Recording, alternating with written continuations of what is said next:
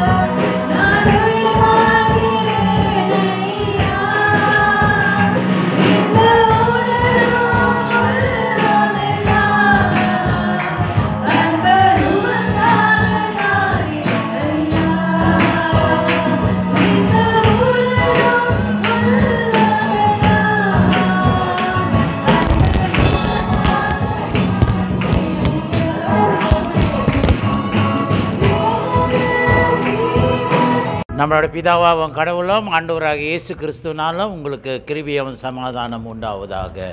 ஆமென். அன்பின் ஆண்டவரே, இப்போது உங்களோட வார்த்தையை நாங்கள் தியானிக்க போகிறோம். வார்த்தையின் மூலியமாக எங்களோடு நீ பேசும்படியாக கேட்குறோம். அடியேனை மறைத்து நீ பேசும்.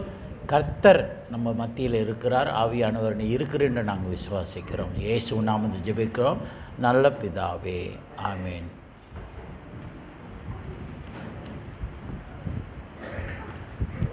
ஹல்லேலூயா. தேவன் நல்லவராக இருக்கிறார். இந்த தபஸ்த காலத்தில் நம்மளுக்கு அநேக காரியங்கள் நம்ம செய்ய வேண்டும். ஆண்டவர் சொல்லுகிறார், 3 தூணுகள், தி 3 pillars. போன ஏஷ் வெனஸ்டேல நான் சொன்னேன். யாருக்கு ஞாபகம் இருக்குது சொல்லு பார்ப்போம். முதல் தூண் என்ன தூணு? என்னது? ஜெபம். 2வது தூணு உபவாசம். 3வது தூணு உதவி செய்வர்களாக நாம் இருக்க வேண்டும். ஆக கிறிஸ்து பிரிவானவரை நாம் இந்த தபஸ்த காலத்தில் இந்த 3 தூண்கள் நாம் கடைபிடிக்கும்போது நம்மளுக்கு சோதனைகள் வரும், பிரச்சனைகள் வரும். சோதனைக்காரன் யார்? பிசாசானவன். சோதனைக்காரன் என்னத்தை ஆண்டு கொண்டிருக்கிறான்? இந்த உலகத்தை ஆண்டு கொண்டிருக்கிறான். ஆக இந்த உலகத்தின் அதிபதி யார்? பிசாசு. ஆக அந்த பிசாசானவன் நம்மளை எப்படியாவது இந்த உலகத்தோடு கொண்டு போக முயற்சி பண்ணுவான். ஆக கிறிஸ்து பிரியமானவர்களே, இந்த காலத்தில் விசேஷமாக நீங்கள் மிக எச்சரிக்கையாக இருக்க வேண்டும். கர்த்தரோட உதவியோட தயவோடு நம்ம இருக்கும்போது இந்த சோதனைக்காரன் நம்மளை சோதிக்காதபடி நாம் வென்று ஜெயம் கொள்ளுங்களாம். அல்லேலூயா. ஆக கிறிஸ்து பிரியமானவர்களே, ஏன்னா இந்த சோதனைக்காரன் ஆண்டவர் இயேசுவே விட்டு கொடுக்கல. ஆண்டவர் இயேசு வனாந்தரத்தில் 40 நாள் அவர் உபவாசத்தில் இருந்தார். God was in fasting 40 days. Tuhan Yesus berpuasa selama 40 hari di gurun, desertல. அந்த 40 நாள் இயேசு உபவாசத்தை முடிக்கும்போது பிசாசானவன் சாத்தான் வந்து இயேசுவை சோதிக்கிறான். அவன் ஆசை மூட்டுறான், அவன் டெஸ்ட் பண்ணுறான் இயேசுவை. என்னென்ன காரியத்தை குறித்து அந்த பிசாசு இயேசுக்கிட்ட சொல்லி அவன் சோதித்தான். இது என்னதை செஞ்சான்? பிசாசனவன் ஆண்டவர் இயேசு சோதிக்கிறான். என்னத்தை சொல்லி சோதிக்கிறான்? கல் வந்து என்ன ஆக்க சொல்கிறார்? அப்பமாக்குறான். அப்போ இந்த சாப்பாடு அவன் இயேசு 40 நாள் உபவாசமாக இருந்தார்ல. kerana Yesus berpuasa 40 hari ya. Itu iblis dia tahu Yesus pasti akan dalam keadaan kelaparan. Jadi iblis ini menggoda Yesus dengan makanan. Jadi dia kata kepada Yesus, kamu adalah anak kepada Allah, kamu ada kuasa. Kalau kamu adalah anak Allah, buktikan pada saya kamu dalam keadaan kelaparan. நீ இப்போ பசியாக இருக்கிறல்ல, நீ தேவகுமாரன்ல, உன்னோட வல்லமை நீ எனக்கு காட்டு பார்ப்போம். அந்த கல் நீ அப்பமா ஆக்கி நீ சாப்பிடு. Jadi dia kata, kamu sana ada batu besar. Dia kata, kamu kan anak Allah, kamu ada kuasa. Kerana kamu dalam kelaparan, kamu ubahkan batu itu menjadi roti dan makanlah. Dia cuba. Akhir Yesus berkata, ஆண்டவர் இயேசு அந்த இடத்துல என்ன சொன்னார்? மனிதன் அப்பத்தினால மாத்திரம் அல்ல, அவன் பிழைக்கிறது அப்பத்தினால மட்டும் அல்ல, தேவனோட வார்த்தையினாலே அவன் பிழைக்கப்படுவான், அவன் நித்திய வாழ்வு அடைவான். இன்றைக்கு சாப்பாட்டை ராமனாக நம்ம அலைஞ்சிட்டு இருக்கக்கூடாது. ஏன்னா அந்த சாப்பாடுனால நீ பரலோகத்துக்குள்ளே போக மாட்ட, நித்திய வாழ்வு நீ அடைய மாட்ட. எப்போ நீ ஆண்டவரோட வார்த்தைக்குள்ளே உண்மையாக தியானித்து விசுவாசமாக கீழ்ப்படுகிறியோ உனக்கு நித்திய வாழ்வு பரலோகத்தில் ஆண்டவர் கொடுக்கிறார். அப்போ bila kamu patuhi perkataan ajaran yang Yesus mengajar, kamu akan hidup kekal di syurga. Bukan kerana roti itu, makanan itu yang akan membawa kamu ke dalam syurga. Haleluya. Jadi Yesus sendiri telah diuji, digoda oleh iblis. Bukan itu saja, dia kata saya akan bagi ini dunia kepada kamu bila you tunduk kepada saya, you sembah kepada saya. இந்த உலகத்தையே நான் கொடுக்கிறேன், எனக்கு நீ கீழ்ப்படிவாய். பிசாசானவன் இயேசு சோதிக்கிறான். Hello, இந்த உலகத்தை படைத்தது யாரு? யாரு? கிறிஸ்து, தேவன் படைத்தார்.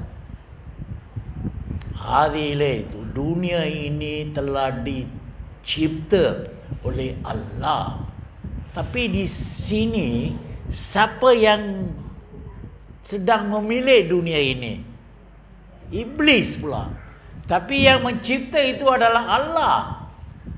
Harta Allah, tapi iblis dia bertuntut mengatakan ini dunia saya punya, tahu Kalau you mau dunia ini you sekarang sembah saya bahawa saya adalah Allah. Dia cuba menggodakan Yesus. Yang cipta adalah Allah. படைத்தது தேவன். தேவன் படைத்த அந்த உலகத்தையே யாரு உறவு கொன்றா? பிசாசானவன். இது நாம் படைத்ததுன்றான். ஹலோ, ஆதியிலே ஆண்டவர் வார்த்தையால் படைத்தது இந்த உலகம். அதனால தான் இப்போ பிசாசானவன் அவன் சொல்லிட்டு திரிகிறான்.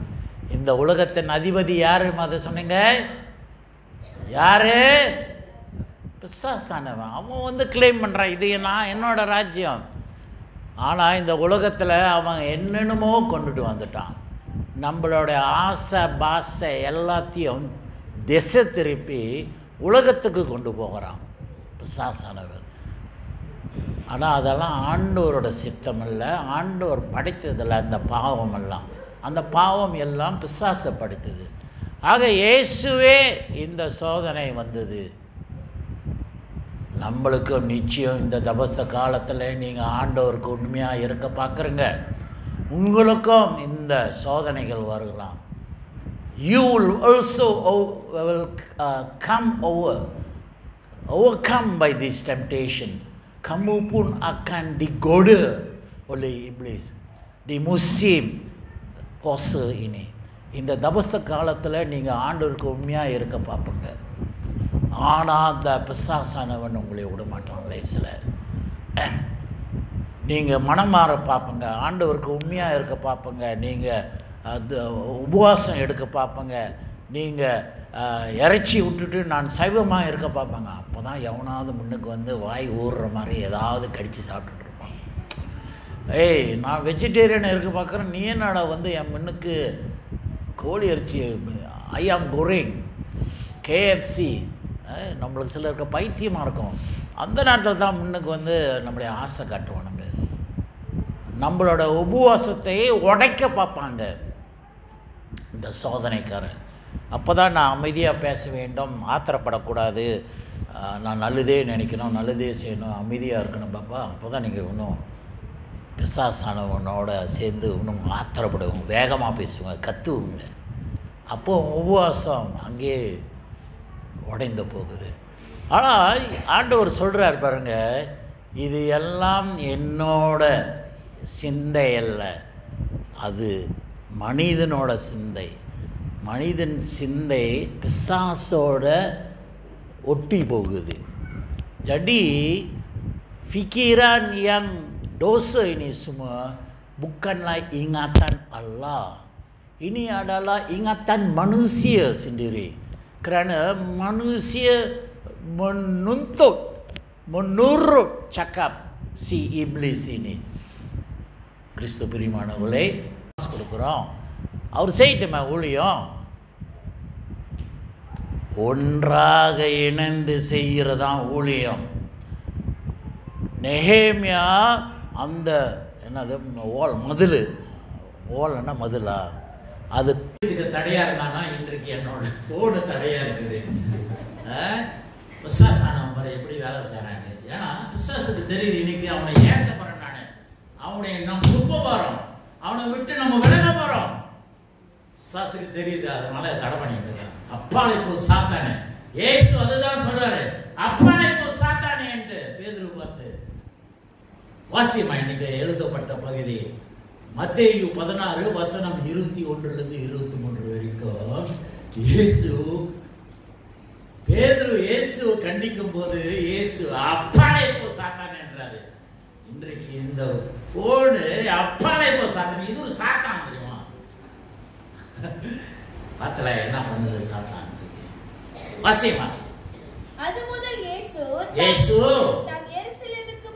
நான் எருசலேமுக்கு போக வேண்டும், மூப்பனாலும் பிரதான ஆசிரியர்னாலும் வேத பாரகர்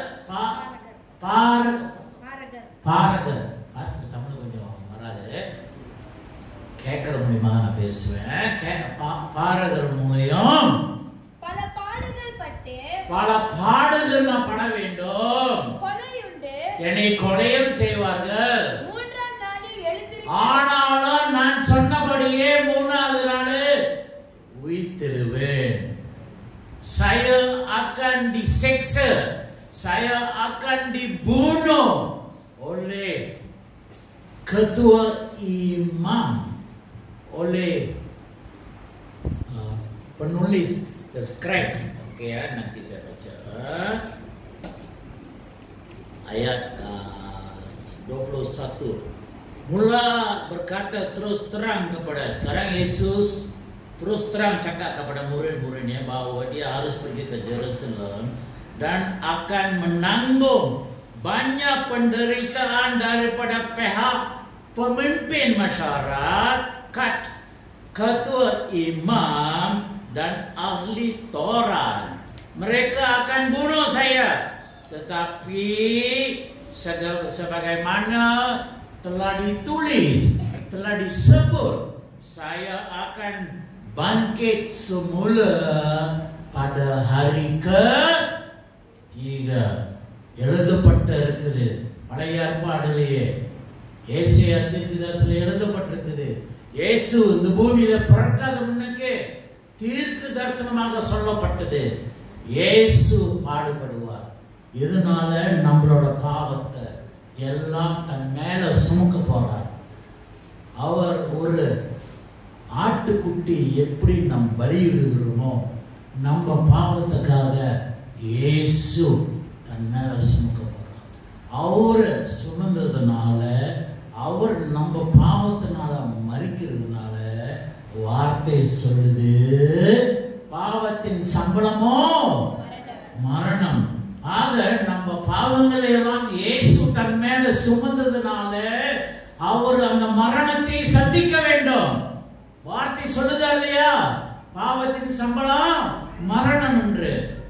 ஆக இன்றைக்கு நீ இயேசு யாரோ கடவுளுக்குள்ள ஒரு கடவுள் அப்படின்னு நினைத்தாக்கா, இயேசு மொத்தம் போலதான், அவரும் ஒரு கடவுள் தான், அவரும் ஒரு நபி தான் அப்படி நீங்க நினைத்தாலும் ஆண்டவர் சொல்றாரு அதெல்லாம் பாவம். நம் பாவத்தை நீங்க விசுவாசிக்கும் போது என் பாவத்தை எல்லாம் ஆண்டவர் இயேசு ஏற்றுக்கொண்ட. ஏன்னா இயேசு சொல்றார், உன்னோட முன்னோர் பாவங்களும் செய்தது, இப்ப நீ செய்கிற பாவங்களும் பிறகு நீ செய்கிற பாவங்களை எல்லாம் இயேசு நம்மளை மன்னிக்கிறாங்க. ஆண்டவர் இயேசுவை இந்த பூமிக்கு அனுப்புறார். இந்த பாவங்களை எல்லாம் மன்னிக்கப்பட வேண்டும். ஏன்னா பரலோகம் என்றது ஒரு பரிசுத்தமான இடம். பரிசுத்தம் இல்லாமல் எவனும் பரலோகத்தையே சுதந்தரிக்க முடியாது. You cannot enter into the kingdom of God without holiness.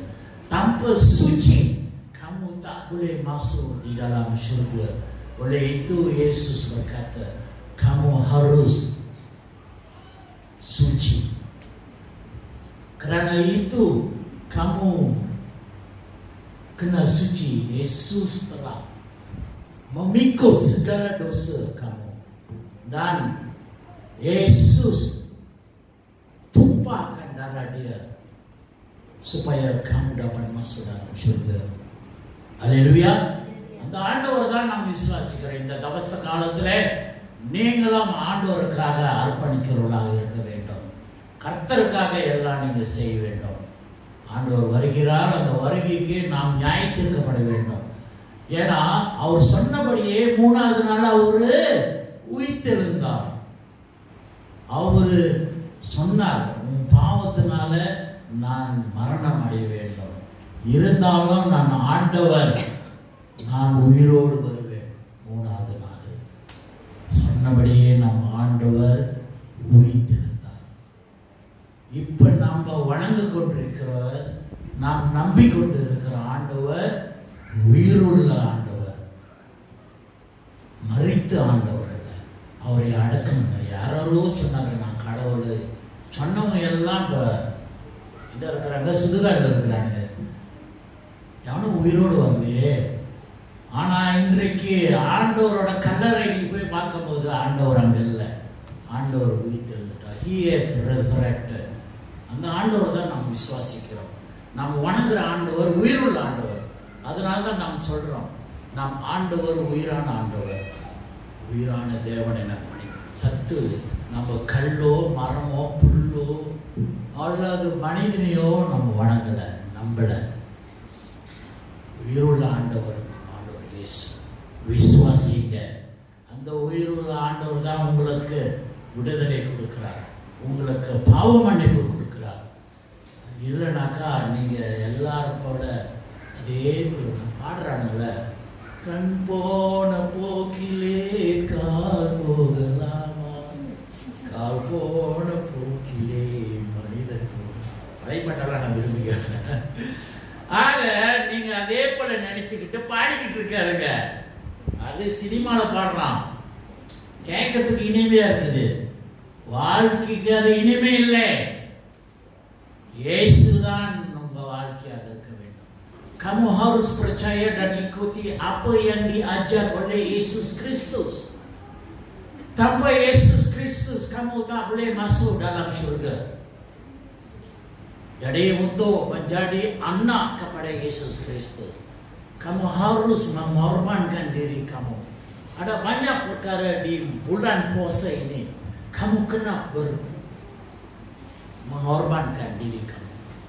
Cubaan akan datang yang cuba menghalang kamu daripada mengikuti puasa. Tapi percayalah kepada Yesus yang hidup itu. Yesus kata, hari ketiga walaupun saya mati, saya bangkit semula. Saya adalah Allah yang hidup. Saya bukan Allah yang mati, yang ditanam dalam kubur. Saya sudah bangkit. ஆக உங்களுக்கு அந்த சோதனைக்காரன் சோதிப்பான். இன்றைக்கு நம்ம பார்க்கிறோம், அந்த சோதனைக்காரன் கூட இருந்த நண்பன் மூலமாக சோதிக்கிறான். வாசிமா. அப்பொழுது பேதுரு அவரை தனியே அழைத்துக் கொண்டு போய், யாரு? இந்த பாறையின் மேல் என் சபையை நான் கட்டுவேன் என்று சொன்ன நண்பன். அந்த பேதுரு என்ன சொல்றான்? இயேசு சொல்றான், நான் எருசலேமுக்கு போனோம், நான் உங்களுக்காக சந்திக்க போறேன், அநேக பிரச்சனைகள், என்னை அடிக்க போறாங்க, துப்பு போறாங்க, கைது பண்ண போறாங்க, சிலுவையில் போட போறாங்க, நான் மறிப்பேன், ஆனால் மீண்டும் 3வது நாள் உயிர்த்தெழுவேன் என்று சொன்ன அந்த வார்த்தைக்கு எதிர்ப்பாக பேதுரு இப்ப இயேசுவை தனியாக கொண்டு போயிட்டு இயேசுவை கண்டிக்கிறான். சோதனைக்காரன் பிசாசு பேதுருவை பயன்படுத்துறான் கருவியாக. நாம் பார்க்கிறோம், இயேசு 40 நாள் உபவாசம் எடுத்த பிறகு அந்த சோதனைக்காரன் பிசாசானவன் நேருக்கு நேரா இயேசு சந்தித்தான். அங்கே அவன் தோல்வி எடுத்தான். இப்ப 2வது முயற்சி கூட்டாளி மூலியமாக. உங்க வாழ்க்கையிலும் இந்த தவஸ்த காலத்துல ini bulan puasa, bagaimana Yesus buat, Petrus buat, begitu kamu juga akan menghadapi dalam kehidupan kamu. Kita tengok apa Petrus cakap. ஆண்டவரே, இது உமக்கு நேரிடக் கூடாதே, இது உமக்கு சம்பவிப்பதில்லை என்று அவரை கடிந்து கொள்ள தொடங்கினார். Senang itu teman. 22:22 di mana Petrus menarik Yesus ke tepi lalu menegur dia, Tuhan, semoga Allah jauhi semua itu. Apa yang Yesus sebut semua itu? Yesus என்ன சொன்னாரு? நான் பாடுபட போறேன், நான் சிலுவையில் அறைய போறேன், நான் மரிக்க போறேன், அடிக்கப்பட போறேன். இது எல்லாம் ஆண்டவர் பிதானவர் உன் மேல நடக்காம தடைபட வேண்டும். Jadi Petrus berkata, Allah mesti menghalang perkara yang kamu sebut ini semua daripada berlaku dalam hidup kamu. Tetapi apa Yesus kata? அவரோ திரும்பி பேதுருவை பார்த்து, Yesus berpaling, dia memarah balik sambil berkata, எனக்கு பின்னாக போ சாத்தானே, pergilah dari sini si iblis. Yesu பேதுரு பார்த்து, அப்பாலே போ சாத்தானே, எனக்கு பின்னால நீ போ, என் முன்னுக்கு நீ நிக்காத, என் ஊழியத்துக்கு நீ தடையா இருக்கிற. ஏனென்றால் எழுதப்பட்டிருக்குது, ஏசாயா தீர்க்கதரிசனம் வாசிக்கும் போது 53 வாசிக்கலாம். சங்கீதம் 22 சொல்லப்பட்டிருக்கிறது தீர்க்க தரிசனமாக இயேசு கிறிஸ்து இந்த பூமியில பிறப்பார் தேவனோட குமாரன். அவர் இந்த பாடுகள் எல்லாம் அவர் சந்திக்க வேண்டும், அவரை மறிக்க வேண்டும், அவர் மரணம் அடைய வேண்டும். உன் பாவத்துக்காக அவர் சிலுவையில போடுவார்கள், ஆனால் மரித்தாலும் மூன்றாவது நடக்கலாம். இது முன்கூட்டியே இயேசு பிறக்காத முன்னுக்கு சொல்லப்பட்டது. ஆக இந்த சொல்லப்பட்ட வார்த்தை நிறைவேற வேண்டும். இல்லைன்னா சொன்னது எல்லாம் பொய்யா போயிருமே, ureக்கப்பட்டது எல்லாம் பொய்யா போயிடும். apa yang disebutkan sebelum Yesus lahir dalam dunia ini bahwa Yesus kena menghadapi, dia kena dimarahi, ditangkap, dipukul, dibunuh, harus berlaku kerana sebelum ini kita baca dalam Yesaya bertulis perkara ini akan berlaku kepada Yesus untuk mengadil supaya perkara ini yang ditulis itu berlaku. Yesus kena korbankan dirinya. Sebab itu sini Petrus cuba menghalang Yesus. Dia meminta kepada Allah, tolong Allah jangan benda ini berlaku kepada Yesus. Sebab itu Yesus marah kepada Petrus. Kamu jauhilah daripada saya. Kamu iblis, kamu adalah penghalang. Kamu cuba menggodakan saya daripada membuat perbuatan ini, berlaku perkara ini. Sebab itu Yesus, ஆக இன்றைக்கு நீங்க ஆண்டவருக்கு kamu pun akan menghadapi godaan seperti ini. உங்க வாழ்க்கையில இந்த மாதிரி ஒரு சூழ்நிலை உங்களுக்குள்ள வரும், தடைகள் வரும்.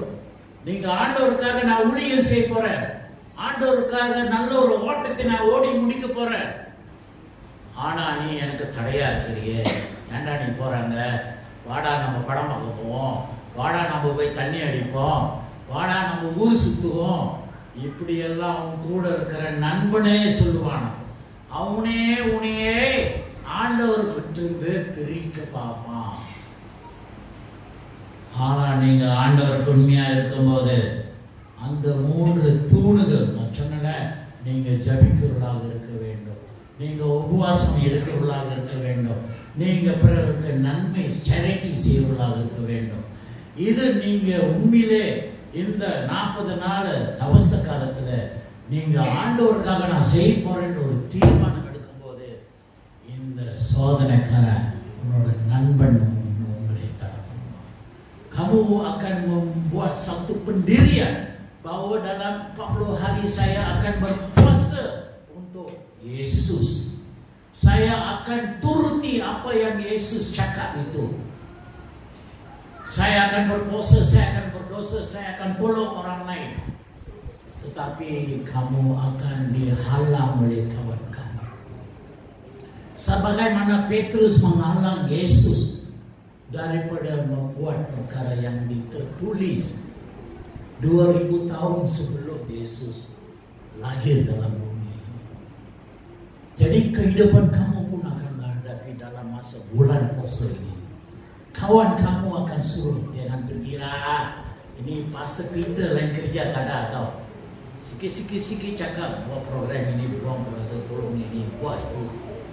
Kita pun ada sikit masa merayau, melepak. Tapi ini pastor, dia sudah tua, dia terang lepak, dia halang kita daripada melepak. Betul tak? Tadus? Betul tak? Kamu faham apa pastor cakap? Tahu ke tak tahu? Tahu, bagus. Kalau saya Melayu sama tinggal, terasa deh. Aga ஊழியம் நீங்க செய்வர்களாக இருக்க வேண்டும். இயேசுக்கு பேதுரு தடையாக இருந்தான் அந்த ஊழியம் செய்ய. நீங்க சிந்தித்து பாருங்க. நீங்க கொஞ்சம் யோசித்து பாருங்க.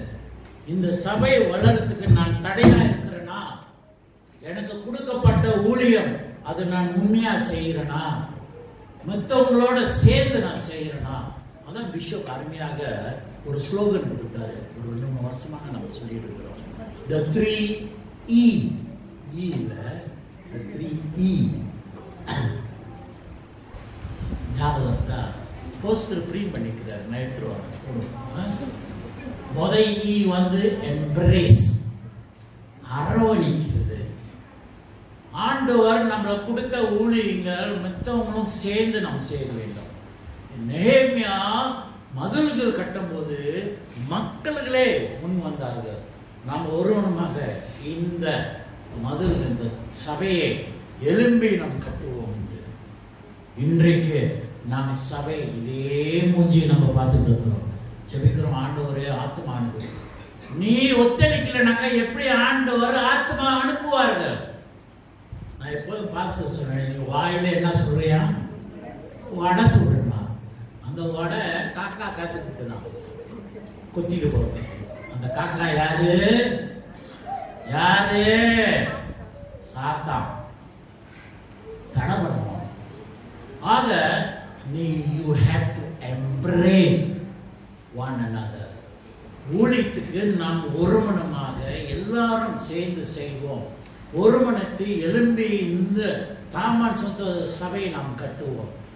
ஒருமனமாக நாம் ஒருவர் மேல அன்பு செலுத்துவோம். ஒருமனமாக ஒருவரை நாம் ஒப்புரவாதமாக்குவோம்.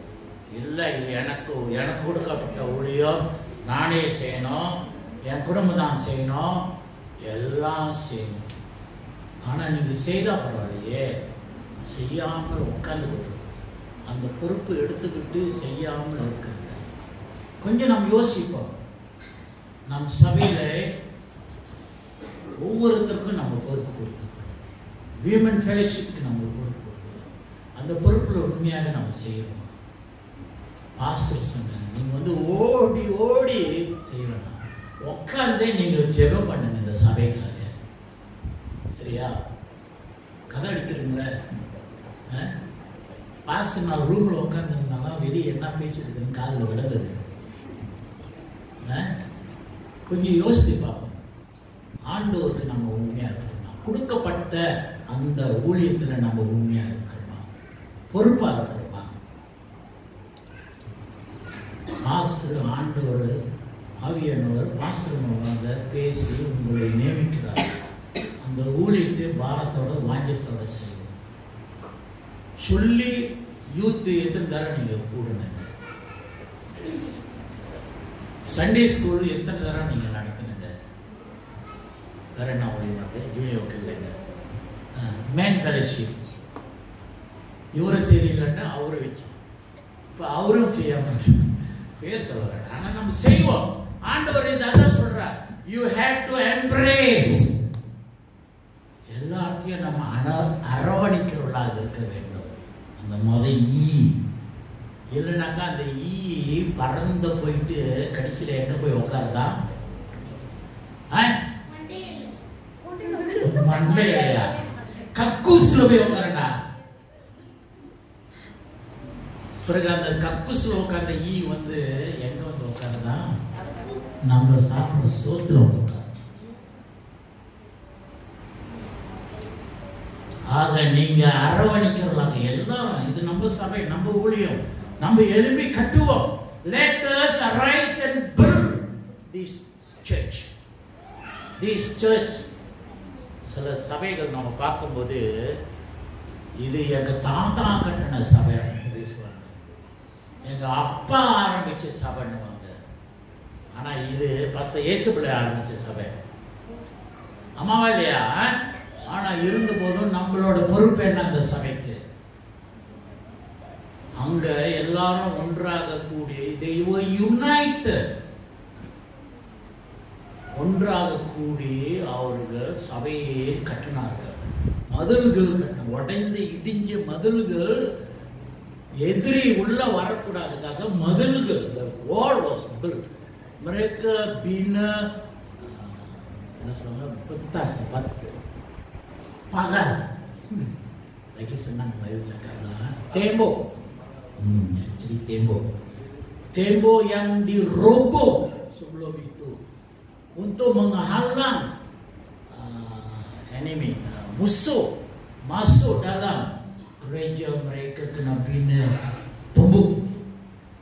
Untuk membina tembok itu mereka bersatu, berkumpul dan berkata, mari kita bina tembok ini. Apabila mereka bersatu, menerima kita semua adalah saudara mara.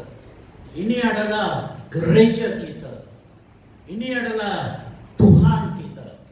Kita kena kawal daripada musuh. Jadi mereka bersatu menerima semua orang untuk bina. Jadi mereka they encourage each other. இரண்டாவது அவர்கள் ஒருவர் உற்சாகப்படுத்தினார். ஏய் வா, நீ சும்மா உட்கார்ந்து இருக்காத, இது நம்ம சபை தெரியுமா, நம்ம கடவுள் தெரியுமா, நம்ம கடவுளையே இவர்கள் அநியாயம் பண்ணிட்டாங்க, அக்கிரமம் பண்ணிட்டாங்க. சபையை, நம்ம திருச்சபை, அந்த சபை ஆண்டவரோட தங்கியிருந்த சபையே உடைச்சு போட்டானுங்க. வா, இப்ப நம்ம ஒருவர் உற்சாகப்படுத்துவோம். நீ கவலையா இருக்கிறியா, நீ வேதனையா இருக்கிறியா, ஆண்டவர் இருக்கிறாரு. நாம் ஒருமனமாக நாம் எழுப்பி கட்டுவோம். சபையை கட்டினார்கள், அந்த மதில்கள் கட்டினாங்க. இன்றைக்கு நம்ம சபையின் ஊழியம் அப்படியே மங்கி தூயிட்டு இருக்குது. அதனால நான் சொன்னேன், நீங்க வீடியோல நான் காடசாரமா பேசுவேன், வைரல் பண்ணுங்க, நீங்க விஷயம் பண்ணுங்க, பரவாயில்ல. ஆனா யோசித்து பாருங்க, என்ன ஊழியம் நடக்குது சபையில? கொடுக்கப்பட்ட ஊழியத்தை நீங்களே பிடிச்சு வச்சுட்டு இருக்கிறீங்க, பகிர்ந்து கொள்ள மாட்டீங்க, யாரையும் சேர்த்து கொள்ள மாட்டீங்க. அவன் சரியில்லை பாஸ்டர், இவன் சரியில்லை பாஸ்டர் அப்புறம் சொல்றது இந்த குடும்பமே நடக்குது. ஆண்டவர் சொல்றார், நீ நடத்தினாலும் நீ பேசினாலும் அந்த கல்லுயை நான் பேச வைப்பேன், அந்த கழுதையே பேச வைப்பேன். ஆக நீங்க வாய் வச்சுக்கிட்டு சும்மா இருக்காதுங்க, ஆண்டவருக்காக பேசுங்க, இந்த திருச்சபை கட்டுங்க. நான் வந்து எத்தனை வருஷம் ஆகுதுமா? 2 வருஷம் 3 வருஷம் அப்படியேதான் இருக்குங்க. நீங்க அவன் போய் எங்கெங்கயோ போயிட்டானுங்க.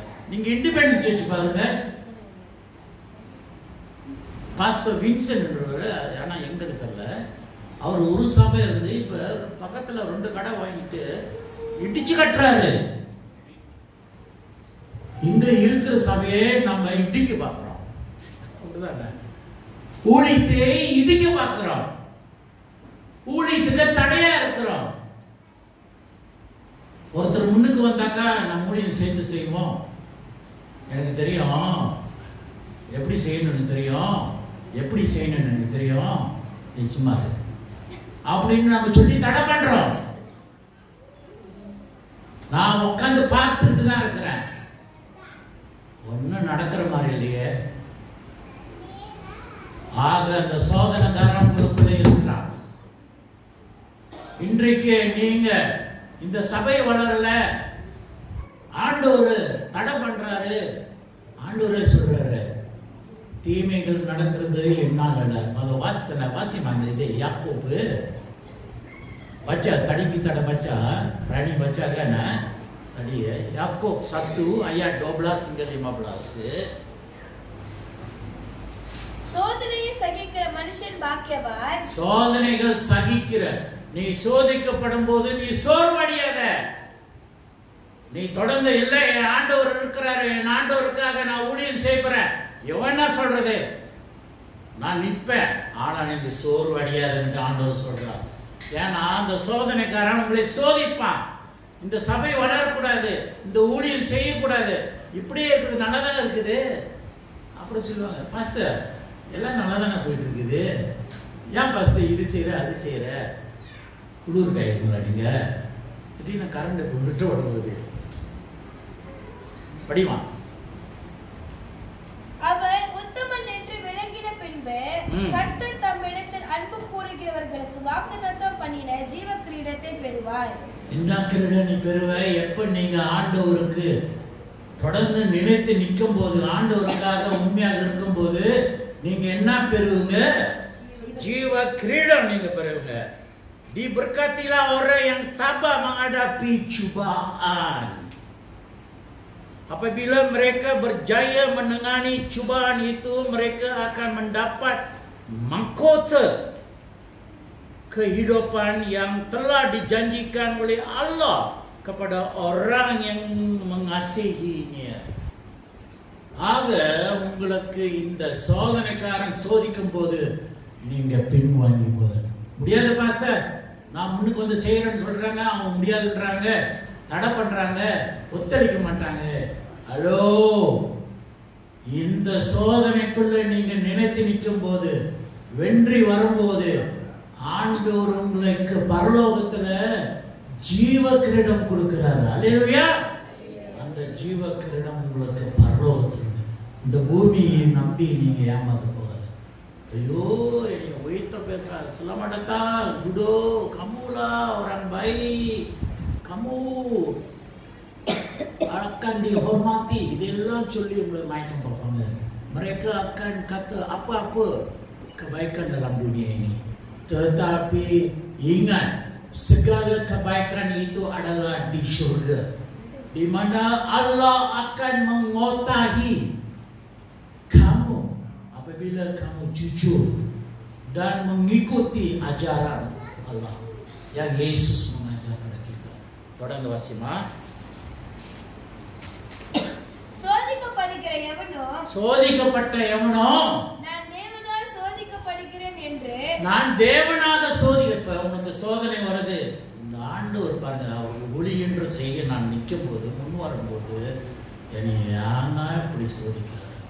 அப்போதான் என் குடும்பத்தில் யாருக்காவது காய்ச்சல் வரும், யாருக்காவது பிரச்சனை வரும், அப்போதான் கடன் பிரச்சனை வரும், பண பிரச்சனை வரும், வேலை போயிடும். அப்போ நீங்க சொல்லுங்க, ஆண்டவரே ஏன் ஆண்டவரே என்னை சோதிக்கிற? அதுக்கு இயேசு என்ன சொல்றார்? சோதிக்கப்படுகிறேன் என்று சொல்லாதிருப்பானாக. தேவன் பொல்லாங்கினால் சோதிக்கப்படுகிறவர். தேவன் ஒரு நாளும் பொல்லாங்கினால் சோதிக்க மாட்டார். Allah tidak akan menguji, menggoda kamu dalam masalah. Itu bukan Allah. ஆண்டவர் உங்களை சோதிக்கிற ஆண்டவர் இல்லை. ஏனென்றால் வாசிமா, ஒருவனையும் அவர் சோதிக்கிறவரும் இல்லை. ஒருவனையும் அவர் சோதிக்கிறவர் அல்ல. நம் ஆண்டவர் ஒருபோதும் நம்மளை சோதிக்க மாட்டார். படுறானி நீ நடுத்தர் நின்றாண்டு கைத்தட்டி சிரிக்கிற ஆண்டவர் நம் ஆண்டவர் இல்லை. நம் ஆண்டவர் இரக்கமுள்ள ஆண்டவர். Our God is a God of compassion. He always loves us.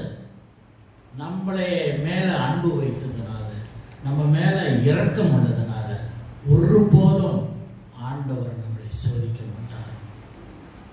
உன் பிள்ளை சோதிக்கப்படும் போது, கஷ்டப்படும் போது நீ கைத்தடி சிரிப்பியா? அப்பதானே வேணும் உனக்கு. அப்பா பேச்சு கேட்க மாட்டேன்ல, படு நீ நல்லா, போய் உழு உணும், போய் உணவு கஞ்சா அடிச்சுட்டு தண்ணி அடிச்சுட்டு உனக்கு திருடிட்டு சொல்லுவார் அப்பா. ஒருபோதும் நம்ம அப்பா அப்படி பிள்ளைகள் கெட்டு போக வருவோம். எல்லாரும் நல்லா இருக்கணும். எது நடந்தாலும் என் பிள்ளை செய்ய மாட்டானே, என் பிள்ளை ரொம்ப நல்லவன். ஆண்டவர் அதே போலதான் உங்க மேல நம்பிக்கையா வைத்திருக்கிறார். நீங்க எல்லாம் ரொம்ப நல்லவர்கள். ஆக ஆண்டவர் மேல சந்தேகப்படாதுங்க. ஒருபோதும் ஆண்டவர் சோதிக்க மாட்டார். ஏனென்றால் பசிமா அவனவன்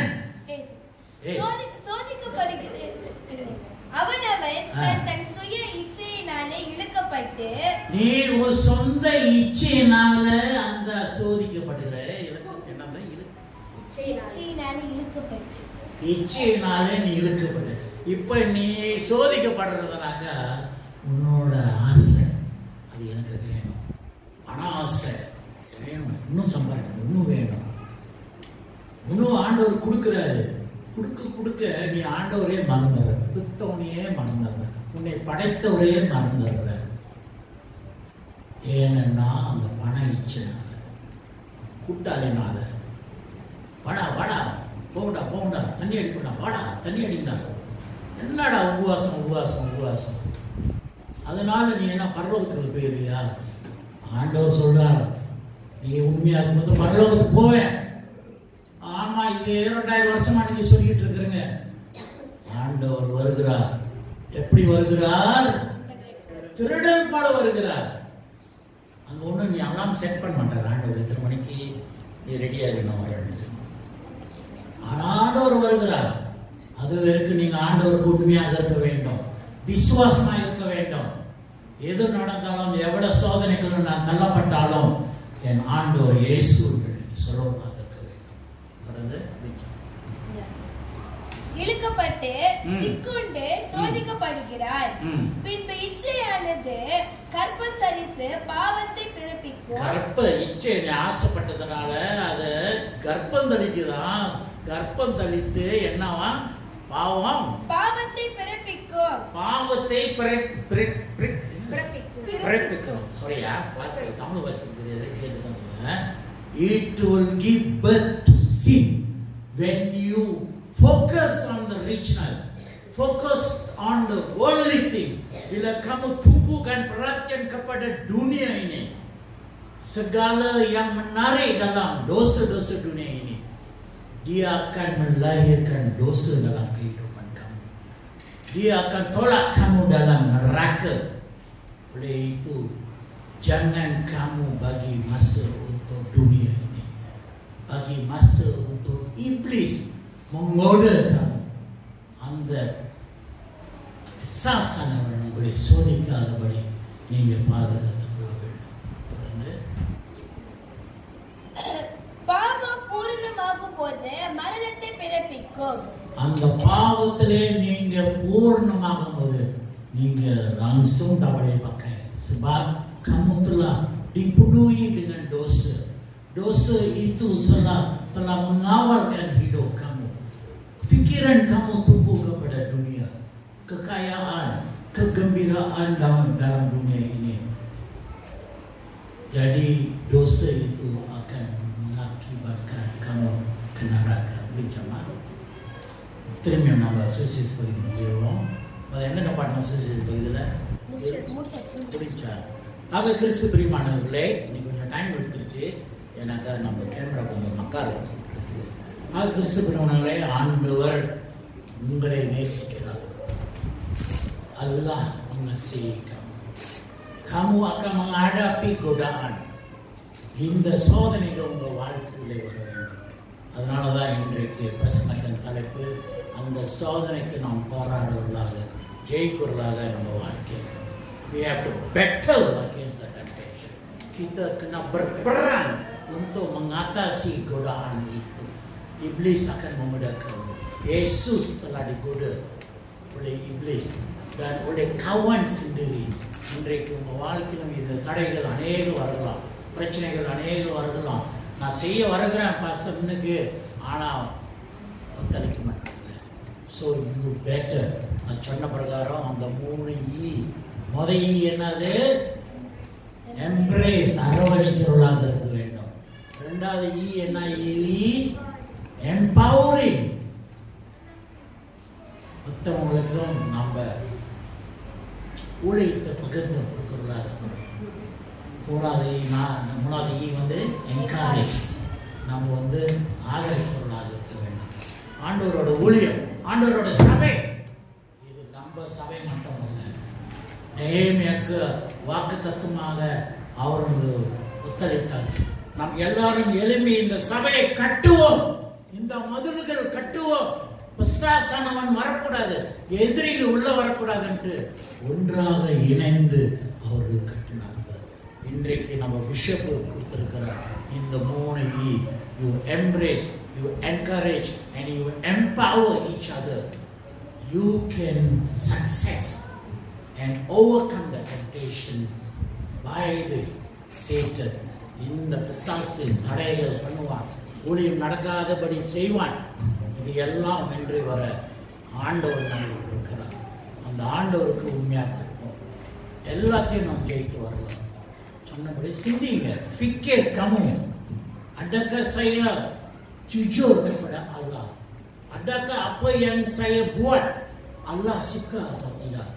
ஆண்டவருக்கு பிரியமானது நாம் செய்யறோமா இல்லையா என்று சிந்திங்க. கர்த்தர் நிச்சயம் உங்களையும் குடும்பத்தையும் இந்த திருச்சபையில் ஆசீர்வதிப்பாராக. ஆமென். ஜெபம் செய்வோம். நல்ல ஆண்டவரே, இன்றைக்கு கொடுத்த வார்த்தைக்காக நன்றி. விசேஷமாக எங்கள் வாழ்க்கையிலே அநேக போராட்டங்கள் வரலாம். இந்த போராட்டத்தை ஜெயிக்க எங்களுக்கு நீர் துணையாக இருக்கும். We have to battle against the temptation. சோதனைக்காரன் எங்களை சோதிப்பான். இது எல்லாத்தையும் வென்று வர தேவன் எங்களோடு நீரும். நாங்கள் சோர்வு அடையாதபடி, பின் வாங்கி போகாதபடி எங்களை உற்சாகப்படுத்தும். ஆண்டவராக இயேசு நாமத்தில் ஜெபிக்கிறோம் நல்ல பிதாவே. இப்போது நாம்